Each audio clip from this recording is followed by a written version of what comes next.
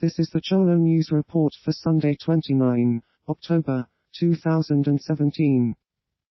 2 car bombs kill at least 17 people, mostly policemen, near the National Theatre area in Mogadishu, Somalia, 2 weeks after a similar attack killed hundreds.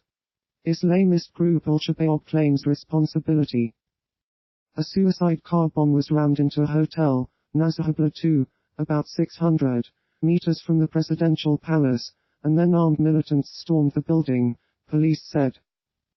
A general view shows the scene after a suicide car bomb explosion at the gate of Nosso Hablad 2 hotel in Hamarwine district of Mogadishu, Somalia, October 28, 2017.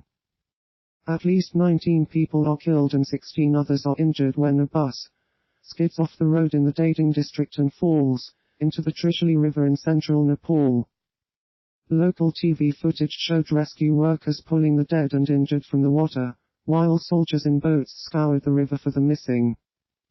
Authorities are yet to confirm the cause of the crash, but local media quoted passengers saying that the driver may have been drunk. Tropical storm warnings are issued for western Cuba and the northwestern Bahamas, and tropical storm warnings are announced for coastal South Florida in the U.S., as a strengthening tropical storm Philip treks north-northeast with maximum sustained winds at 35 miles per hour. Tropical Depression 18 has developed in the northwestern Caribbean, and it is expected to contribute to heavy rain in South Florida this weekend and provide an injection of moisture to an East Coast storm system early next week.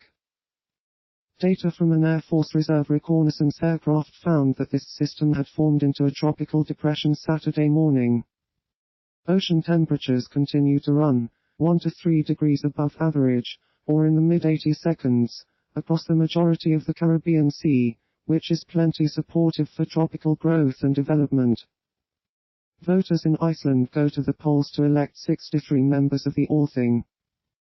Despite significant losses, PM Bjarni Benediktson's Independence Party is ahead of the left-green movement as votes are counted.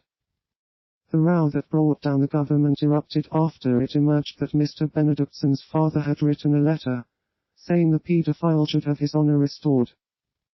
The island of 340,000 people was one of the countries hit hardest by the 2008 financial crisis, but has turned its economy around by focusing on tourism.